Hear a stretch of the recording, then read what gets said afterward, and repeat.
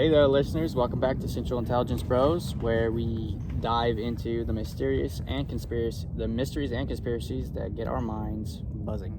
That's right. I'm Wesley, and today James and I are tackling the legendary Roswell UFO crash. Buckle up because this one has everything: aliens, government secrets, mysterious debris, and enough speculation to keep us busy for hours. One of our favorite topics, ladies and gentlemen. So just buckle up, get ready to go. Absolutely, Roswell has been the center of UFO lore for decades. Imagine it's 1947, a hot summer in New Mexico. And out in the desert, a rancher stumbles upon something that will spark a mystery that's still burning strong.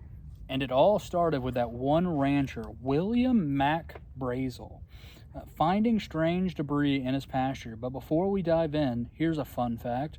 Roswell has a McDonald's shaped like a UFO. Imagine getting fries from a spaceship. Now, we actually looked into this, and it's something that me as an adult would want to go and play in. Absolutely. The UFO. Absolutely. You know what I mean? That's pretty on brand for a town famous for aliens, right? But the story behind that spaceship, McDonald's, that's just for tourists. What Brazel found was different, something so strange it kicked off a full-blown investigation. So let's start at the beginning. Setting the scene, 1947 America. 47. All right, it's the summer of 1947. America's just come out of World War II, and everyone's feeling the tension of the Cold War creeping in. It's a time of rapid advancements in technology, new experimental aircraft, and paranoia about what other nations are up to. Exactly. This is also when UFO sightings are ramping up. Just a few weeks before the Roswell incident, pilot Kenneth Arnold claimed to have seen 9 mysterious objects flying near Mount Rainier in Washington. He said they moved like a saucer skipping on water, which led to the term flying saucer. That's right, and Arnold's sighting made headlines. People across the country are buzzing about these strange saucers in the sky. So when Brazel finds wreckage on his ranch, it fits right into the growing narrative that something's happening in our skies. So Brazel goes out to check his sheep one morning, and what does he find? A huge area of bright, unusual wreckage, rubber strips, tinfoil, tough paper, and wooden sticks scattered everywhere. It's not just a few pieces, it's enough debris to make him wonder if he stumbled onto something extraordinary. The discovery of the wreckage. Brazel hadn't heard about flying saucers at this point, so he's not immediately thinking, oh, aliens, but he knows it's odd, and after some time he decides to report it, so he heads over to Sheriff George Wilcox, who then calls in the military. And this is where it gets very interesting. Major Jesse Marcel, an intelligence officer at Roswell Army Airfield, is sent to investigate. Marcel was no rookie. He was trusted to handle sensitive information. When he saw the debris, he knew it wasn't from a regular aircraft or even one of their experimental projects. Marcel thought it was extraordinary. He gathers up the material, but on his way back, he stops at his house and shows the pieces to his son. This is where the details get eerie. His son remembers strange symbols on the debris, like hieroglyphs, something totally unlike anything he'd seen before. And then, on July 8th, the military issues a press release saying they've captured a flying disc. The local paper, the Roswell Daily Record, runs with the story, and for a hot second, it seems like we might have proof of a UFO crash. But then, like flipping a switch, the military changes its story the next day. They hold a press conference and say, oh, sorry, folks, just a weather balloon. They even display some weather balloon debris and have Marcel pose with it. That quick reversal raises eyebrows everywhere. So we're going to move on. Theories and conspiracies. This is where they all begin, right? And that's where the theories begin. People are like, wait, you said flying saucer one day and weather balloon the next. It was raising questions. It's suspicious, especially because this wasn't just any military base. Roswell housed the 509th Bomb Group, the only group at the time with nuclear weapons. It makes you wonder if they really misidentified a weather balloon or if they found something they didn't want the public to know about. Some folks believe this was the start of a huge cover-up that kept people guessing for decades. And it's not just Marcel's story that fuels this. Other credible witnesses, including high-ranking officers and even civilians, came forward over the years backing up the idea. that the debris was far too advanced to be a weather balloon. Let's not forget, in 1978, UFO researcher Stanton Friedman interviewed Marcel, who admitted he was convinced it wasn't from Earth. He even claimed he was ordered to keep quiet, saying the military basically buried the whole thing to avoid mass panic.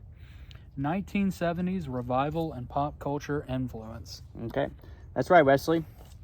And this was right around the movies like Star Wars and Close Encounters of the Third Kind coming out, just stoking public interest in extraterrestrial life. Pop culture helped fuel the resurgence of the belief in UFOs. Absolutely. People were more open to the idea of beyond Earth, and Marcel's revelations hit just as UFO fever was gripping America again. Other witnesses came forward, like Glenn Dennis, who claimed a friend working as a nurse saw alien bodies at the Roswell base.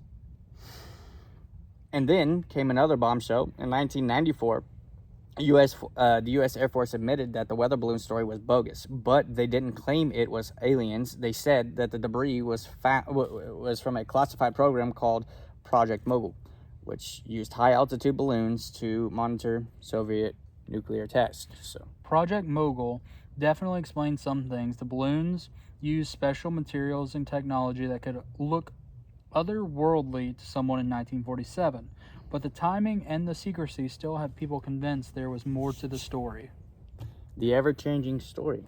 Here it's just developing now, folks. And this constant change in the official story just added fuel to the fire. Kenneth Drinkwater, a psychologist who studies conspiracy theories, points out that when the government changes its stories, it makes people more suspicious. It creates a gap in people and fill them with speculation. So just everybody's starting to realize that there's something else going on. Exactly. The secrecy and weird details kept people coming back, asking questions over the years.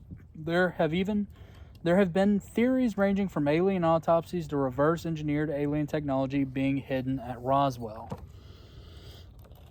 Some even believe Roswell wasn't just a crash site. They think it was a part of a broader alien cover-up involving agencies like the CIA, and that the government has more evidence hidden away somewhere, possibly even a live extraterrestrial. Recent developments and continued speculation. Fast forward to today, people are still digging into the story. There's a documentary series called Roswell, The First Witness, where former CIA operative Ben Smith looks at a mysterious journal found in Marcel's possessions. Some think it could hold clues, maybe even a coded message about the crash. And let's talk about the photo from Brigadier General Roger Ramsey press conference. People have tried for years to decode the blurry text on the documents he's holding in the picture, hoping it might even mention victims of the wreck or something else that could reveal the actual truth. They've used high-tech imaging, even AI, but no one's been able to fully decipher it. It's like a puzzle piece no one can solve, and that mystery keeps people guessing.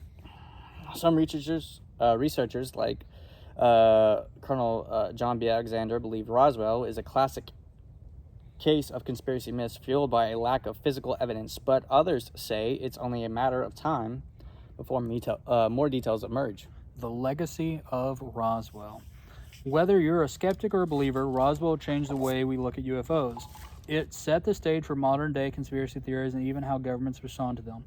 And with each new detail, the story just keeps growing. Absolutely. Roswell represents something bigger than just a crash in the desert. It's about the human need to understand the unknown and what happens when we're left in the dark. So listeners, what do you think? Was it a weather balloon, a secret project, or something truly extraterrestrial? Let us know in the comments, and remember to keep your eyes on the skies. Well, everybody, thank you for tuning in for Central Intelligence Bros. Until next time, stay curious. Keep questioning everything.